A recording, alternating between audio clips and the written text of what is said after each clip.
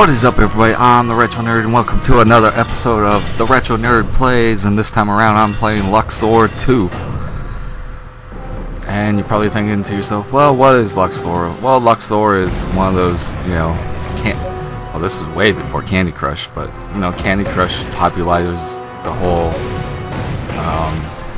match a certain amount of something together that, and then, watch them get destroyed, and you get a high score and you win the game. Pretty much Bejewel, but Bejewel where it's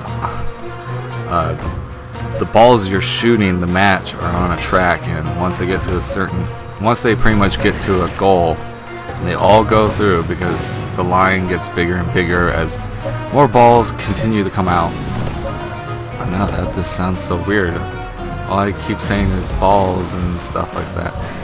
But anyways, as soon as all the balls enter the goal, where you don't want them to go, because if you let them enter, you lose. So you don't want that.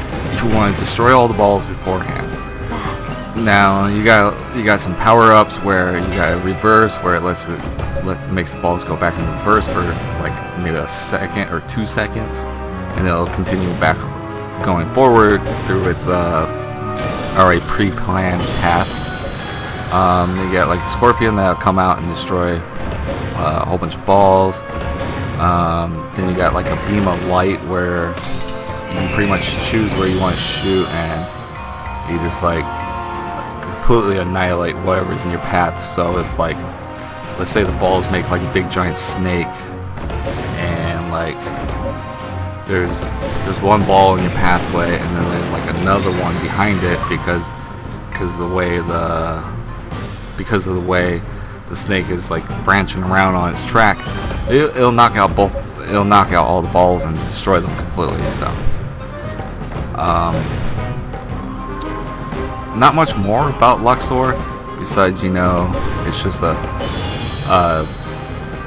more unique idea on Bejeweled and stuff like that.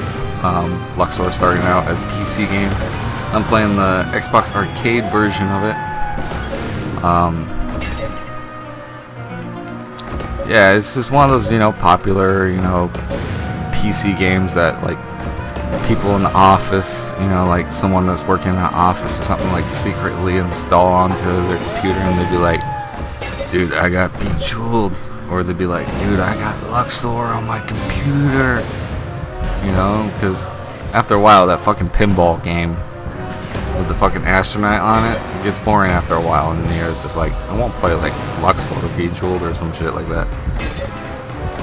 But that was back in the day of like 90s and somewhat 2000s. Nowadays, people just whip out their smartphone and play whatever the fuck they got on their phone, to Mortal Kombat, to I don't know, to Marvel games, to just watching movies or reading comic books on there and all that stuff. Back in the day, having a computer, that was like a statement for your family to say, oh my god, you guys can afford a computer. Nowadays everybody has one. It's called a fucking smartphone. But yeah, back in the days of the 90s and the 2000s, installing a game and having it on your computer while you worked at the office is like a no-no. I mean, it's still a no-no today, but it was like a big no-no back then. But I mean, like, people literally secretly like installed Luxor and Bejeweled on their fucking computers just so they had something to do in their free time. But yeah, I have no problems with Luxor. I think it's a fantastic game. Really easy, common, simple goal, and cool power-ups and stuff like that. Kind of a cool premise of, like, let's do like an Egyptian type of thing, and give like all the designs cool Egyptian stuff. If you do certain good combos, treasure falls, and you gotta gather it with the paddle that shoots your balls out and stuff like that.